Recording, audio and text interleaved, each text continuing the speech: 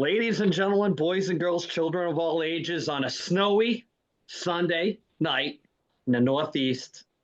Let me start off by saying USA, gold medal at the World Juniors, epic finish, big fights, a lot of drama. Love it, love it, love it. I got to get that in there. That's probably the only hockey talk I'm going to get in the whole time, even though we did do a great interview this week with a great company that makes skate weights for your skates for during practice. Great company. Can't wait to promote it. And, we'll get involved with that. And fellas, what's going on? Silent. It is a very reasonable 53 clear sunny day. I Right had now on it shorts is. earlier. Right now. Well, So not for us. We got the snowblower running already, cleared out the driveway. It wasn't that much, but I got a bad back. So Yeah, you guys are getting dumped on, right? yeah, well, kind of. Not the good kind. I drove all the way to Lexington for a hockey game today, and it was a shit show on the way up and a shit show on the way home. So we'll just leave it at that. Damn. So Eduardo, the mouth What's of the happening? South, this is your spot. This is where you fill in the my gaps. spot. Here we go. There is no email this week. We actually had a great interview with Sean Halpin from Skate Weights. Man, he did such a wonderful job. It was really great to get to know him. We wish that we could have had it go a little bit longer. He told us he had worked for this Ford Motor Company. He had done some things like that. He told us this great story about how he came about creating the skate weight for helping kids get better, faster, and more fit as the season goes along. I think that all of us that played, I think that it would have really helped us out dramatically, and I think it would have been great. So, so it was a great interview. We're very, very sorry that it erupted at the end of the interview when we had stopped the interview. So we really thank Sean very much for his time, and it just seems like it's a great product, and it really thinks that I personally, for myself, being a personal trainer, I think it's going to help kids very, very much, especially getting into that later part of the season and into the third period, especially if you're rolling, 3 and 4 lines as a coach. I think that they're going to be great for that. So without further ado, Andy, take it away. Boom. Hello, everyone, and welcome to a special episode with somebody that we've been trying to get on before Christmas. We were hoping to get him on before Christmas, Sean, for PowerSk8r. So Sean, we're glad to have you on the 1973 podcast, and we're hockey guys through and through, and we're here to promote anything to do with like youth sports and anything to promote the game and different sponsorships and things that we're looking to promote and stuff to do with like what we like and what we're around and stuff that we have some knowledge on. So we're glad to have you on, and we just want to have you start off by just kind of telling everybody about the product and about your product line and how your company started and all that good stuff. So take it away, Sean. Awesome. Hey, I really appreciate it when it really experienced hockey guys reach out and ask, really good questions, because I kind of, not to be negative, but I kind of struggle with some of the coaches' approaches to the skate weights and the negative comments and things that I see when they've never even held them or seen them or done any testing at all. But I'll start from the beginning. So when I turned 40, I had this great idea, started shooting my mouth off, that I wanted to run a marathon, right? So my wife says, "Oh yeah, sure, yeah, you're gonna run a marathon," So it made me print out the schedule and tape it to the refrigerator, right? You know how we are, right? Oh, you're gonna dare me now. Plans, man. Oh, you're gonna dare me now. Okay. So I taped the schedule to the fridge and then 25 weeks later, I was in the Detroit Marathon, but I had just turned 40. So that was my, hey, I'm 40, I better do something, move, right?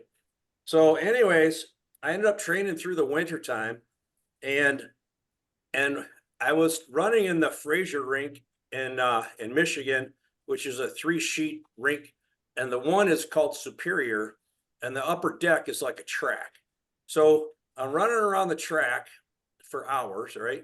Because it's winter and it's 20 below out. And I keep passing these banners that are hanging down from the ceiling. and I kept seeing the same name again and again and again. And because I ran so many hours up there, or so many consecutive days, it burned in my head. The guy's name was Tim Zimmerman. And he was a local guy who'd been obviously coaching there for a long time, but he had 13 banners up there. He had 13 state championships. And I was coaching at the time out of Troy, and both my son and daughter were in hockey, and my son, both of them were in travel. Chad was with the Sting, and Shelby was also with the girls U12 team. And so I was running one day up and down the stairs, and I saw these kids down on the ice, and they had a steel square block velcroed onto the top of their skates. And I yelled over the ice. I said, "Hey, what's your coach's name?" And they said, "Tim Zimmerman." And I was like, "Oh, Zimmerman." And I looked down, and all those kids he had gone into his garage and he cut out a 1 pound steel square, and he got the Velcro and he screwed it in them. And I said, "Zimmerman, he's got the secret sauce." Oh my God. And it just made him a better coach, right? Because his boys were working so much harder than every other team on the ice. And so I called him and I said, "Tim," I said, "I saw your banners around the ice rink, and then I saw you on the ice last week with the kids on the skate weights." I said, "I'm a car designer. I'm working a Ford studio, GM and Chrysler. I'm all over Detroit."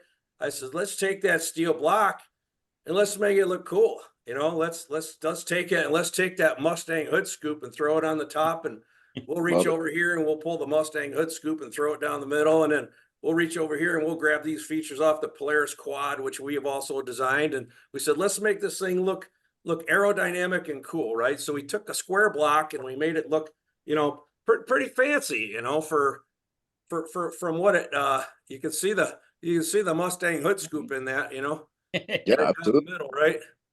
And then these little deflectors, these 6 little deflectors on the side, those come off the side of a Polaris quad out of Minnesota, which I was running back and forth to their studio. So I said, let's borrow some features and throw it on, give it some aerodynamics. And those little deflectors end up being puck deflectors for slap shots, right? So it had function too. So I got a hold of Tim. I said, "Hey, this is your idea. I want your face to stay out in front of this thing." I said, "I'm just going to be the guy in the background. I'm going to do the CAD work, and I'll get the manufacturing going. I want you to be out front." So he says, "Okay, that's cool. Let's go for it." So we did the first version, and we got it out there, and he took his team out and he had them on them, and they ended up winning the county high school championship. And that was I think it took me like 6 years to actually get them into production, because I had a design and engineering company in Michigan. We were doing full cars. I had 60 people on the payroll. We were just super busy. So anyways, it took me a while, and here I am 20 years later now. And we've actually seen the #1 on Amazon banner in the product on Amazon a few times. It goes on and off, as you go up and down into that spot. So, but we've got some great things that are going on now. I've been watching, some of these kids now for 6, 8, 10 years now. And, we got the Nichols family out of Arizona that just shipped their 16 U kid Ryan out to play for the junior Phillies. And we got my nephew Curtis, who's kind of my poster child he's been on skate weights for about 10 years. He just got into the Penn State. He's in and out of the team there. And then we've got a little handful of kids around the country that have been on them for 8 or 10 years that have moved up to some pretty high level hockey. And I'm not saying that it's all PowerSk8r, but I'm saying that they were disciplined enough to believe that resistance and repetition creates strength, endurance, and speed. And so one of the odd things about this product I've noticed is that when the kids get a little older, like the high school age, if they go into a locker room and put them on, and the kids they've never seen them again. I don't know how old the kids that are using them in your area, but the other kids in the locker room will start picking on them. They'll start giving them a hard time, like, "Oh, what are those? Are you gonna?" And some kids, they just won't, it's the pressure from the kids in the locker room, right? I think it's a sad thing, but I've seen it happen in different situations to my kids over the years, you know. But the whole fact is that when Tim Zimmerman's team was working, you know, basically with the same amount of ice time practices as every other team in Michigan and in the Northeast there, when his team was working 10% harder than every other team with the same amount of ice, and then when they got towards the end of the season, he owned the third period. And one of his tricks was that when he got into the heavy duty playoff games and championship games, he played all of his lines, where you got a lot of guys, they get up to that end of the season and they start playing two lines in the last two periods, right? Yep. Well, he had the strength.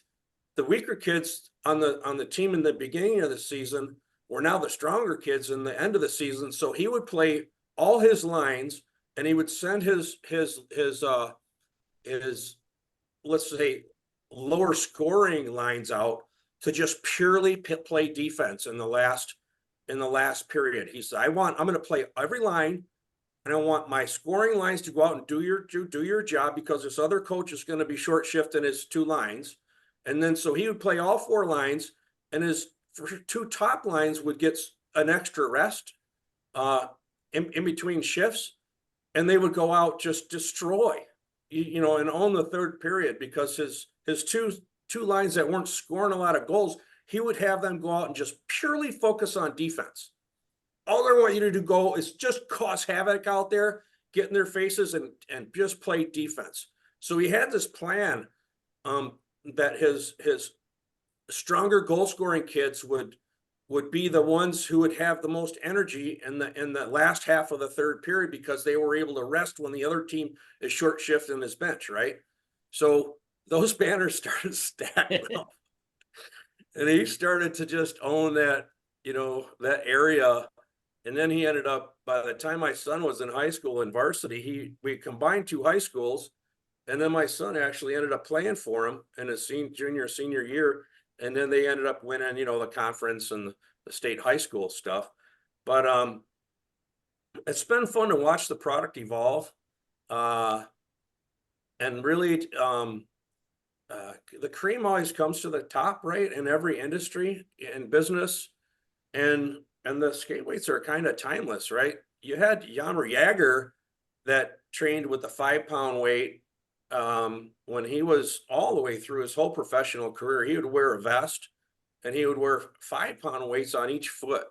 And he played well into his 40s, you know, not as long as Chelios, who Right. Chelios's daughter played on my team. We had so many pros in Detroit that were into hockey there. We had the Hatcher guys, Yep. Darian and Kevin Yep. Hatcher. Yep. Coached with me, and we had their kids on the teams, and Chris Chelios's daughter, she was on my daughter's team. And then Eisenman's daughter was in and out of the Troy travel rink area there. So when we see Gordie Howe sitting in the lobby, you know, Oh man, that's awesome. you know, it was just a real nice place to be, and a really fresh, you know, clean rink. And, you know, a lot of the players live not far from that area. So it was super fun. But now we just cracked into Europe. I'll be in Amazon.eu, and I'll be in Germany and Sweden and Slovakia and Latvia and the Finland and the big hockey countries over there. So I'm pretty excited to crack that one for next fall. I'm working with a team right now that's building up my Amazon presence in Europe right now. So we're going to be globally. I can't keep them in Canada. You know, they won't only let me send so many up there at a time. And we run out so fast. I'm always shipping 20, 25 at a time. They won't let me ship more. So we're always running out and reshipping. So Canada's onto it. I need to get a better distribution channel up there, because Amazon's not working that well for me up there, because they won't let me send, you know, they don't want to store stuff, right? Right. Yeah. So That's that overhead. So somebody doesn't want to store it for sure. yeah. So, you know, thanks. The 18 and 19 season before COVID was when it really started to make its mark with kids and parents, and the parents were really seeing their kids really have explosive speed after 60 days or so. What I think I have failed to do is presented as a system that you grow into. I think I need to get better at letting parents and coaches know that when a kid's on a half-pound weight and he suddenly eventually after 60 plus days he doesn't notice that weight on his foot because his legs have grown into the strength of it, right? Just like doing curls, right? You do Right. curls with a 20-pound bar, and after a month it doesn't feel like 20 pounds, right? So we want to go from the half pound and then right to the 1 pound until those don't feel heavy. And then we can actually stack a half pound on top of a 1 pound until your legs don't feel those. And then you can actually stack a 1 pound on a 1 pound. So you could have 4 pounds. When you think about the number of strides in a practice, it's between 2,500 and 3,500 strides in a practice. And when you put 1 pound on each foot for 50 minutes, you're talking each foot's moved an extra 3,500 pounds, possibly 25. So that's a ton on each leg, right? Yeah. Because it's not super heavy, it doesn't feel like a big dumbbell, right?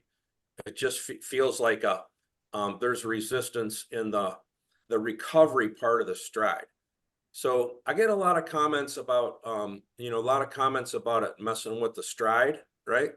If coaches are like, it'll mess up your stride. I don't want your kids using those on my ice. It's so funny how these coaches they've never even held them, and they tell parents they don't want them on the ice. It's really odd. I don't really understand it. But anyways,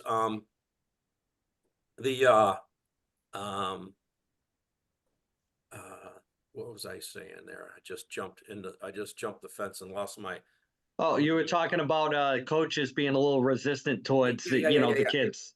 Right. So I went down to Florida after COVID, and I did it was the first time I actually was in public in a year and a half, right? They had a rink on Martin Luther King Day, and I was down there, and there were 65 teams there for 3 days, and I had my booth set up, and it said, your kid skates faster, guaranteed. I'll buy them back if you're not happy. I have all the lifetime warranties. You can give them to me broken in 10 years and I'll buy them back. And I was there for 3 days, and not one coach stopped by my table to talk to me. And I was really shocked, because I really was hoping that I'd see some coaches that would just at least stop and pick them up, And there was this coach standing next to the table, and he was from North Carolina. He was with the Raleigh Raptors. And I said, hey, how come you haven't asked me about this product here? I said, it's been here all weekend. He says, I know we're busy. We don't have time. Look at this and that. I said, I'll make a deal with you. I said, you put these on your kids next year. And if you don't make it to the state championships, I'll buy them all back. And he's like, really? I said, yeah, that's how confident I am. And I can't get one coach to stop by and talk to me. Like I'll promise you that if you have good coaching content, do some off ice training, and wear these through the whole season, you will make it to the finals. I can't guarantee you'll win, but you'll be in the championships. And he's like, okay, I'll think about that. So anyways, he took off. And then my nephew Curtis, who just grew into the U18 team, he ended up playing for this coach. He ended up playing for the Raleigh Raptors in North Carolina, and he was a PowerSk8r kid, right? Curtis, my nephew, is hands down the fastest kid in North Carolina. No one U18 or between the time of 12 to 18, no one in the whole state could touch this kid. He was just so fast. And so he ended up taking that coach all the way to nationals that year. Nice. Curtis was part of one of the speed demon, part of the team there. So, it's been fun to watch. It's been fun to watch evolve. In February of 22 this year, we had a guy named Jim Farley came into Ford, and he made some big cuts, and he cut like 8,000 people out of Ford, and I lost my whole design and engineering team in April of 22. So at that point, I just said, you know what, I'm tired of building up design and engineering teams and having them cut and just thrown in a gutter. I'm just going to go full time on my own products right now. You know, I have products in hockey, music, restaurant industry, disc golf. I got some overhead lighting systems. I'm an inventor, entrepreneur guy, so I'm just going to go full time. So that's what I've been doing full time since April of 22. I'm just a one man band here in my office in San Diego, where it's 70 and sunny every day all year, and I drive to the snow if I need to. And so I'm just full time on this, and you maybe have seen more ads online or maybe seen more presence of it, but I'm this is my retirement job, right? I joke around. I say if I retired tomorrow, I'd probably start a company doing what I'm doing, so I might be retired and I don't know it, right? Fingers crossed. Yeah, so, right. So Sean, we got about like less than 10 minutes left. But I love, I don't want to use the word presentation, but I love the story. Doing what you love is always never seems like work. So it seems like that's a product that you love, something you stand behind. And for everybody that wants, before we run out of time, to know where they can grab one of these before we, get too far gone, where can they find them? Right, for sure. Well, we just we got our first invitation into Pure Hockey this year, right? Because I'm pushing it full time. So they started off in 20 stores, and I see the inventory numbers are shrinking. I don't think they sell them online anymore because the inventory's down. But so I don't know if there's a Pure Hockey in your area, but ton, yeah. Amazon, There's a ton. Amazon is the place, and my website. I'd prefer if people bought it from my website because Amazon takes 30% out of my pocket. So PowerSk8r.com, and that's SK8R at the end of it. And that's really the best place. And if you want a team discount, I can give the whole team a nice cut Okay. on the system, right?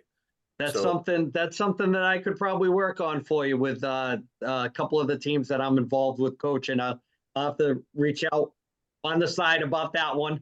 A little side deal there. But yeah, so Sean, just tell everybody where you're on for social media, just so that they can, kind of touch base if they're on their phone or their tablet or whatever. Sure. Right. We got Instagram is the PowerSk8r. PowerSk8r, and then the website is PowerSk8r.com. And if you go to Google and just type in skate weights, we've got a Google merchant store there. They'll pop up right on the top. Skate weights or PowerSk8r, they'll pop up right on the top. So Very good. Very good. Ed, do you have anything quick, Tom? We got Yeah. like 6 minutes left on the clock. Sure do. So Sean, I'm the resident sales whistle here, and so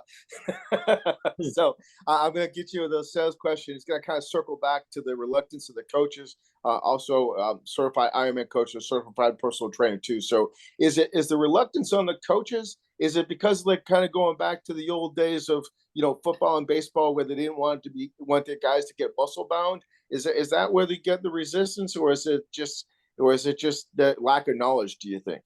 I think what it is like hockey coaches are tough. We're all tough, and we all got pretty far in our skating careers from youth hockey all the way through. A lot of coaches have gone to some pretty high levels, and they got there without them, right? So they're thinking, well, if I didn't need those, if you do your own training and wall sits and squats and dips and lunges, you shouldn't need them, right? But the trick is, guys, is that these really do nothing in the push portion of the stride. So when you're pushing with the blade on the ice, there is really nothing going on there, right? So they really begin to work when the skate comes off the ice. When the skate comes off the ice and you bring that foot back to center is where you're building up the front of the muscles on the front of your thigh, okay? Okay, so you're working on the quads and that type of Yep. thing? You can Okay. visualize, most coaches work on pushing. And when you're pushing, you're building up the backside of your thigh. So posterior chain, sure. Right. Okay. We use parachutes, and we drag weights and tires and all this other stuff, but no product builds up the front side of the thigh like the PowerSk8r. From the end of the stride, we say put your nose below your toes below your nose, right to center. Now the other thing they do without kids notice them is we call them runners, right? The kids that have the real high recovery, right? That's That real high turnover, skate turnover. Sure. lost space, lost time, lost space, bad linear recovery. These actually help hold the skate closer to the ice when they bring it back to center. So you get more of a linear motion versus a round. I call it runners when I see them out there, real tall skaters. And so if you can get your kids to skate with their hips super low and get them to do a snappy linear recovery, these things are just like, I mean, you will see speed gains. What we did is we did three stopwatches. We did 30 days. We did start 31 lap, like NHL fast lap, 60 days and 90 days. I usually would wait, do it right before playoffs so that I could get their heads all big, how much faster they got, right? So if you can do those, and you'll have data that you can say these really do, Awesome. So, Sean, Great stuff, Sean. Great yeah, stuff. I mean, we could talk for another half an hour. I mean, no Forever. problem. Now what I'd like to do is probably sign off this time and have you come back on and talk more about it. Maybe we can catch up and talk more about the product. Like I said, we only have like the half an hour to work with. So one last time, where can you find your stuff? Yeah, PowerSk8r. You go to Google or any search engine and just type in skate weights, and we'll make it to the top 2 lines. Awesome. They've been in the Google Merchant Center for years, and so you can buy them actually Google Merchant, Facebook, Amazon, and the website. You can buy them directly from an ad on Facebook too. Cool. Thanks, Sean. I'm gonna shut it down and then we'll talk for a real quick second. All Thanks right. everybody for tuning in. We'll add it in right here. Chris, before we move on from the PowerSk8 weights, you were asking for a promo code. We were trying to reach out for a promo code for the people that follow the show. Chris was trying to order. I don't know if Chris, you want to mention something quick before we move on? Yeah, definitely. I was excited as soon as I heard that you guys brought them on board, and I looked up the product. I haven't seen the interview yet. Can't wait for that. But my son, he's most of the time he plays every other line. Sometimes we run just 2 centers, and he's out there every other shift. So he needs that little bit of extra work. So I can't wait to get these things in. I think it's gonna make a big difference. Him having these extra couple of pounds on his skates at practice, and then when he goes to the game, he's going to feel a lot lighter, a lot faster. Here is my order. I did complete the order. I can't wait for them to come in, and I'm excited about it. I mentioned it to him already. He had other ideas, but too bad he's going to have to deal with it. So we're gonna move away from talking about the PowerSk8 weights and hit one of our favorite segments, the segment that put us on the map with all the heat. Cheap heat, Tom's shitty picks. Thomas, hit us with some shitty picks. We're going to do something a little different this week after I do the promo, because there's no more games and we don't really know who's going to be playing next week. I'm going to go to round table and we're going to do Super Bowl picks before the playoffs. And if you want, you can even do the winner. So let's get started. Tom's shitty picks is brought to you by Brock Street Brewery, located at 244 Brock Street South in Whitby, Ontario. The brewery is home to a banquet hall, an on-site restaurant, and a members' lounge. Everything they brew is done in-house, including their sours, lagers, and vodka soda. They've got something for everyone, so if you're in the Whitby area, go check them out. All right, so how do you want to do this, Stacey? You want to do the round table? Yep, let's do it. All right. Well, I'll start off. I'm going straight chalk. I'm going Baltimore and San Francisco. And I just think they're the 2 best teams in the they've proved it throughout the whole season. And my Super Bowl pick, I'm going to go with San Francisco. I think McCaffrey is just he's on an unbelievable streak. They rested him today, which is smart because you see Philadelphia had to play their guys, and AJ Brown may have suffered a serious knee injury today, so it's going to really hurt their chances.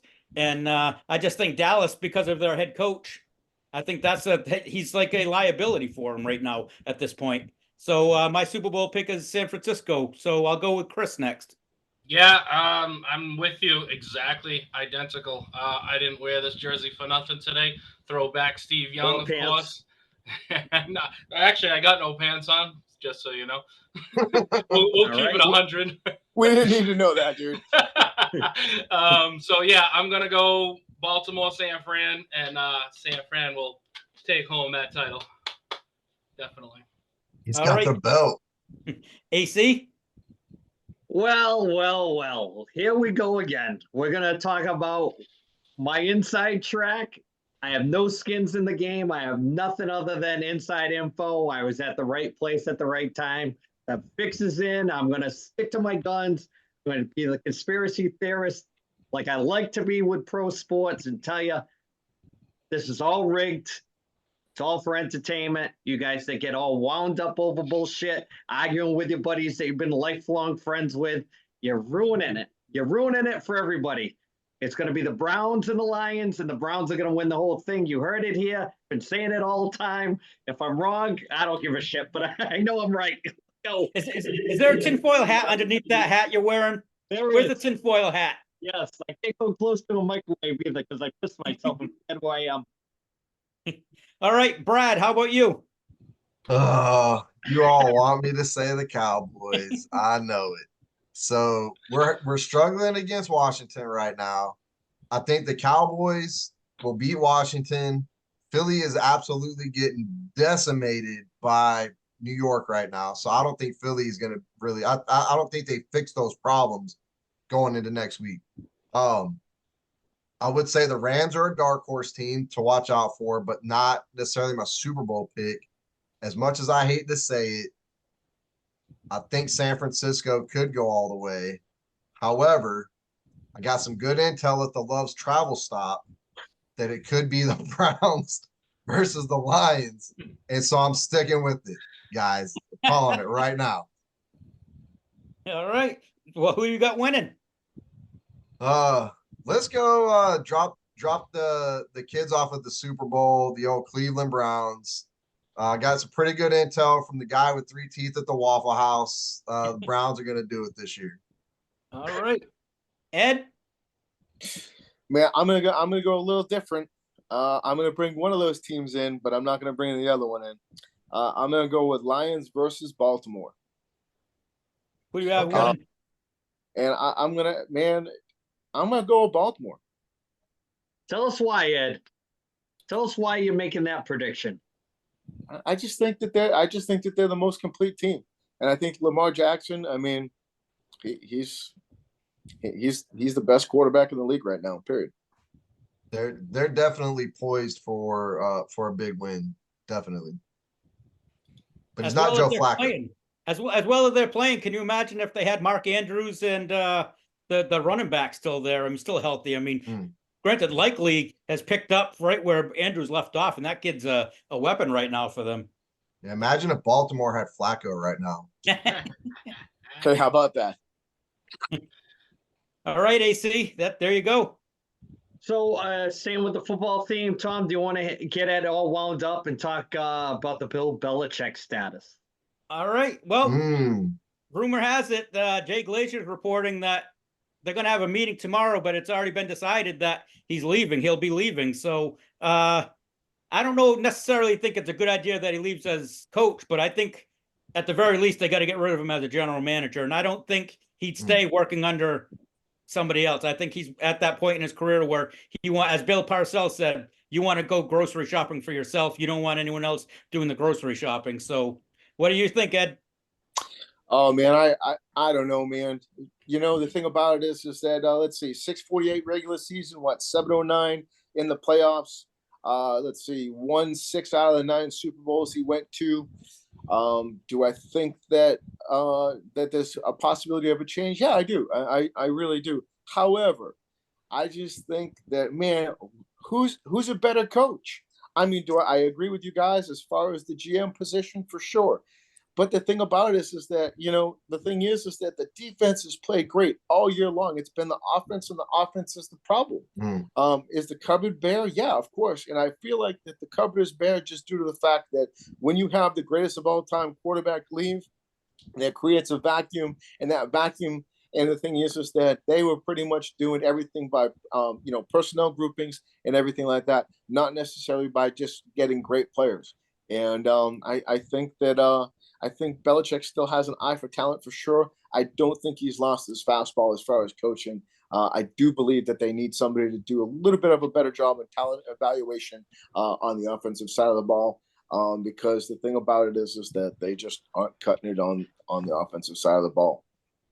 Doesn't sound like there was a lot of control in the locker room right now. There was a little expose in the Boston Globe this past weekend talking about the inner workings, and I guess they were saying Trent Brown was in the locker room talking to his teammates on who he was going to be playing for next year, and it was didn't say who, but it was said it was an NFC team, and they were given like what happened with I think it was Jack Jones and how he got in a screaming match with one of the assistant coaches. I think it was the defensive back coach, and how he thought that the only reason he had a job is because the guy was friends with Belichick's son. So it was kind of throwing some shade out there. So it sounds like it's a really messy locker room right now. I heard New Orleans is a potential landing spot, and I'm not even trying to be funny. And after what happened today, when he told the team to take a knee at the goal line, the team decided on the field to punch it in and run the score up. The team clearly doesn't respect their coach. The city does not respect that coach. And if Belichick was going to jump in on an NFC team that was kind of ready-made to make a run, the weakest division in football practically, I mean, New Orleans really makes sense. Chris? Yeah, I mean, what needs to be said? 4-13, 17-3 loss. The Jets had a 2.5 spread, 2.5 spread on this game, and they still got an ass whooping. It's just embarrassing. I'm with Ed. The offense is just terrible. They should have been able to run all over in this snow game against the Jets with one of the worst run defenses in the league, and they did absolutely nothing. They got no run game. Zappy ain't cutting it. Mac Jones, who knows where he's going. And I was watching the live broadcast, and the announcer pretty much said that this was potentially Belichick's last game, and I was kind of just like taken back to actually hearing that. It's just like, Jesus, that's a big letdown. But I mean, we got to see what's going to happen. But definitely need some big team changes as far as offense production. Yeah, they definitely need to shake things up for there. It's going to be an interesting couple days, that's for sure. I don't know if it'll happen tomorrow, but it's going to happen probably within this coming week anyway. All right, AC. A couple things. I don't know if you guys had a chance to watch this year's Winter Classic. It was pretty decent. It was well put together, probably aesthetically from watching at home. Really cool setup. They had the Kraken in the outfield with the tentacles running all the way to the rink. Really cool hot played in between I believe the second and third period. The game wasn't that great, but as far as like aesthetically pleasing to the eye, it was one of the better looking outdoor games they've had. I don't know if Chris had a chance to watch it, or Tom, if you saw any of it. Yeah, do you agree that the look of it had kind of improved a lot this year? Absolutely. They that's one thing I got to give the NHL, because they've improved on certain aspects. Every year they've done it, something's improved with it, and they nailed it. I thought they nailed it this week with where they had the cameras, and everything was pretty perfect. I mean, I really enjoyed it. It was one of the few that when I watched it, the flow of the whole broadcast, even like in between periods when they were chirping Gary Bettman and things like that, and Gretzky and Biz were on, and Biz was fighting with the mascot. I thought it was really good. So we'll move on from that. I want to get into talking some wrestling. We haven't had a chance to. We kind of did last week.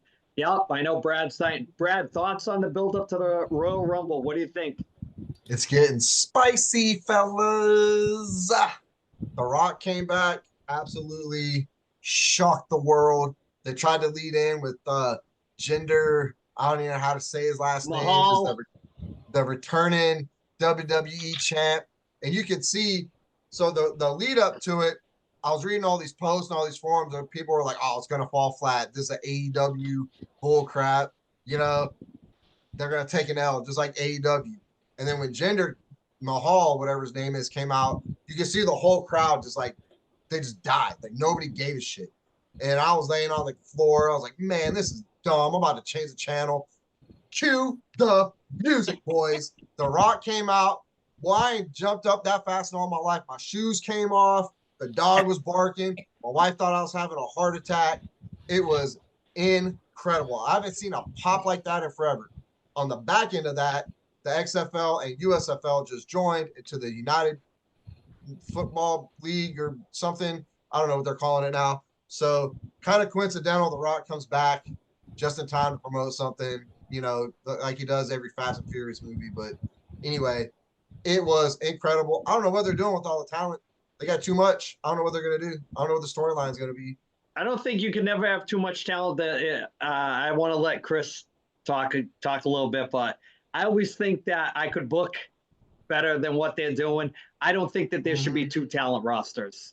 I think that the story should flow from Monday night to SmackDown and just keep it going. And you keep your top stars on there. And if you're not cracking it, we got no time for scrubs. I got no time for under mid carders. If you're not at least in the Intercontinental or U.S. title picture, I don't need you. They cast them off to somewhere where they can learn or get a better character. Like Swerve Strickland, I will say, AEW is doing a great job with him, but a lot of times they have their own chance to create their own characters, like Tony Storm, and then you scoop them back up. You just scoop them back up, throw them the big cash and, you know, the grand stage and have at it. It's going into WrestleMania. My prediction of the CM Punk and AJ Lee versus Seth Rollins and Becky Lynch, that's going to be one of the that's my feeling. That way that nobody's butthurt with a title on the line or anything like that. Chris, what do you think? Thoughts on The Rock coming back?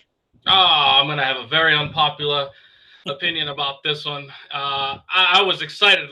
Jinder Mahal, who? What are you talking? The modern day Maharaja, dude. Come on.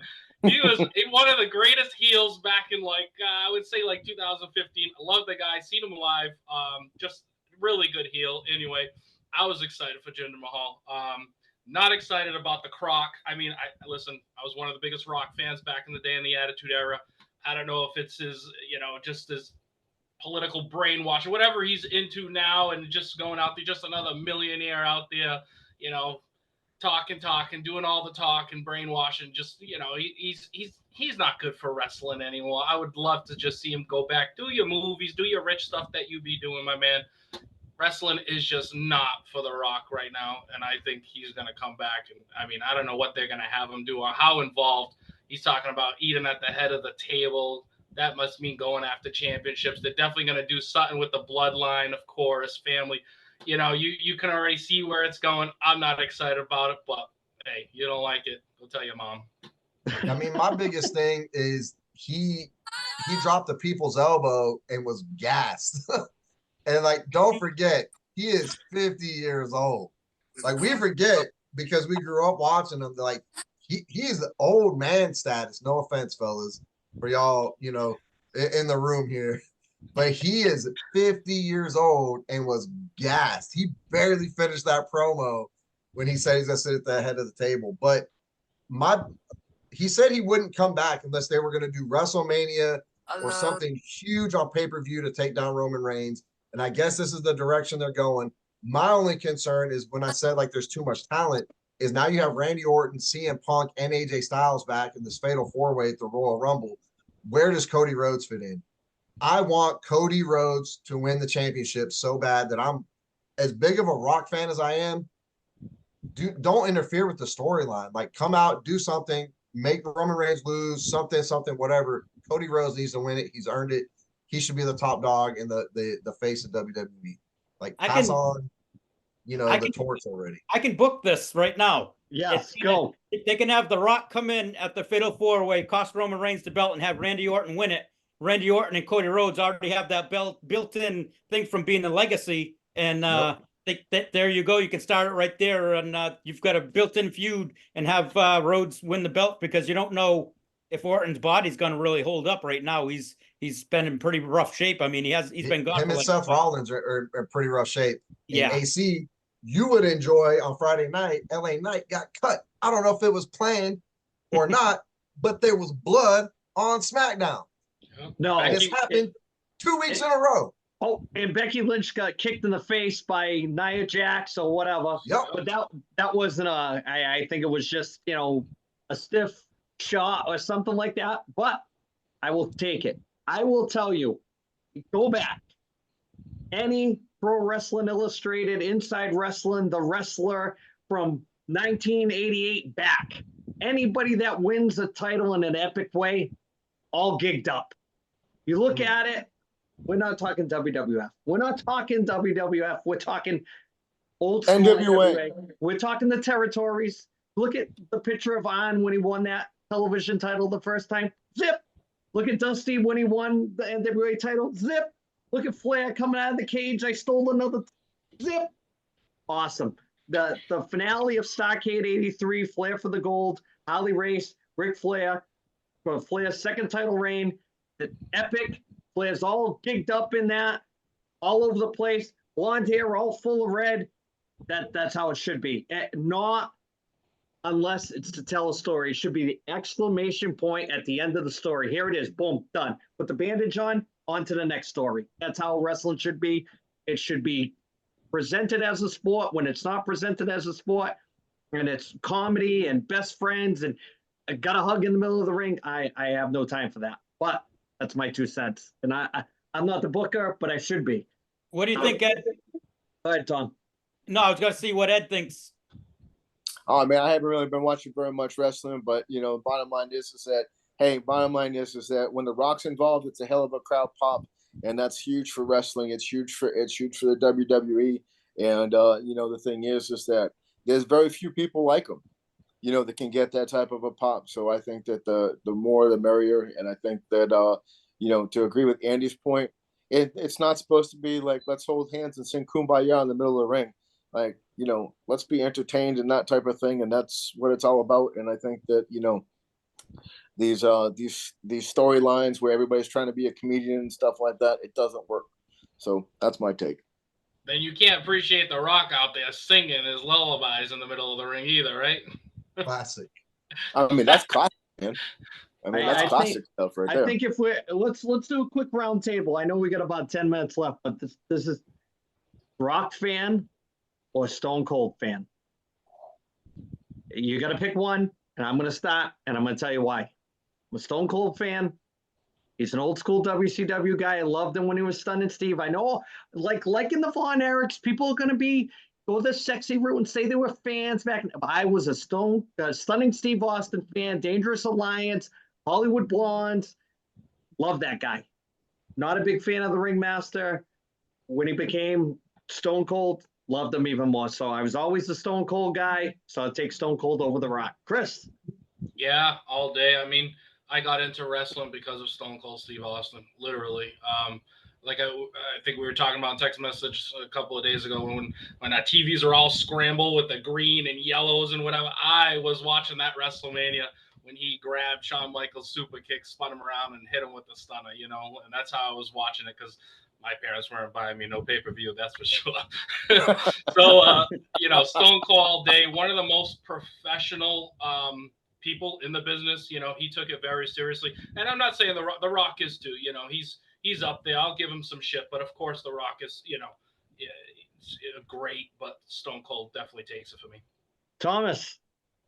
I like both of them, but I'm with you. I liked Steve Austin back when he was in world class, for God's sakes. I mean, he wasn't there very long, but on ESPN right there, Thomas. Yeah, and I gotta say, I mean, I wasn't a huge fan of the 80s hokey stuff, and The Rock borderlines on that sometimes.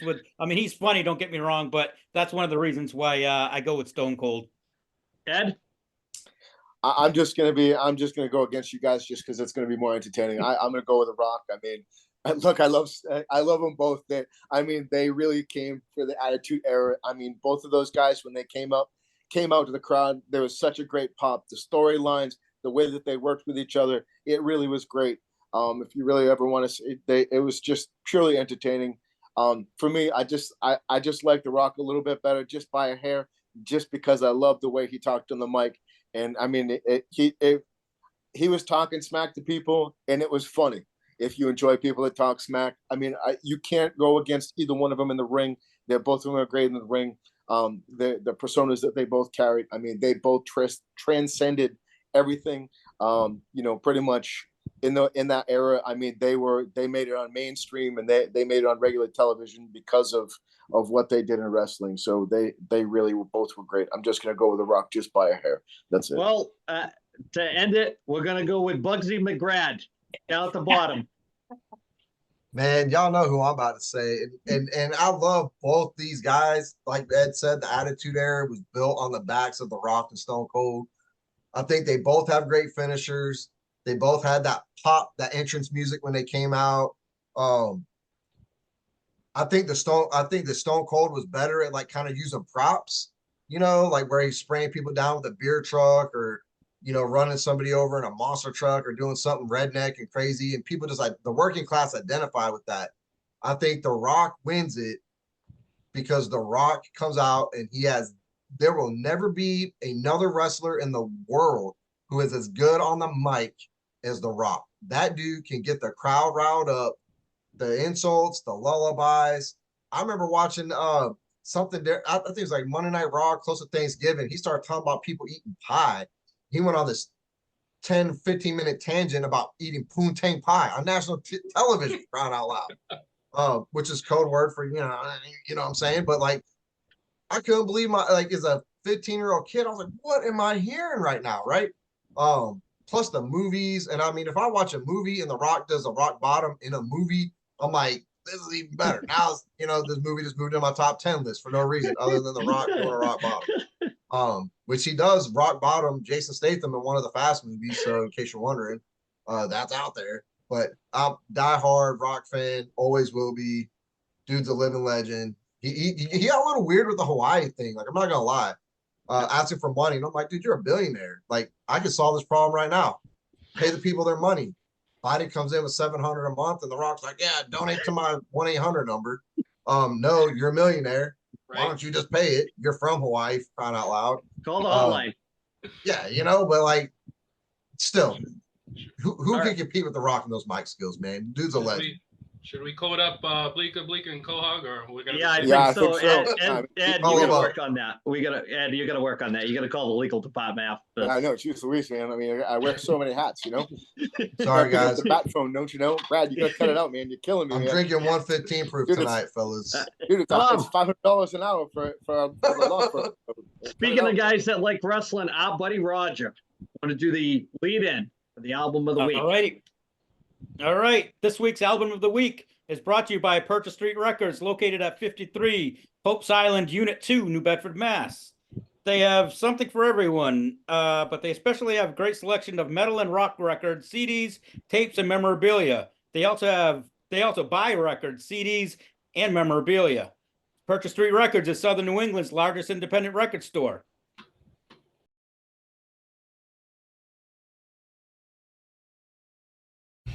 Good morning. While you were sleeping, we went out and bought a hair metal thrash lot that's, I don't even want to talk about it. So, still got an amp and a bass here for sale. Come buy it. My pick. And that stuff over there is not getting put out till I'm going to start working on Monday. All Sinners is recording their record today. I'm here for a little bit. My pick, let's turn this up. My pick is an original copy, the only damn copy, of Testament Practice What You Preach. This thing's in better shape than, I don't know, anything I've ever seen. Still has a Luke sticker on it for $4. That's not the price, don't ask. Come down, no mail order, no holds, no nothing. If you're a thrash metal fan, you just don't even see this record. And there it is. First person to come in and get this, you are my champion today. Open pretty much from 11 to 6 today. Come down, buy this record.